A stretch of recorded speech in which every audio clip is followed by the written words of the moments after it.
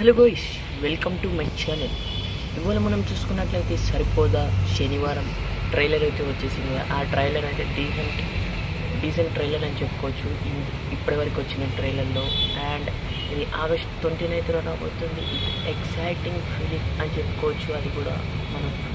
And ఇందులో decent looks అయితే మనకి ఇచ్చేసారు. నాని గారి లుక్స్ అయితే ఎక్సైటింగ్గా వావ్ అనిపించేలాగా ఉంది.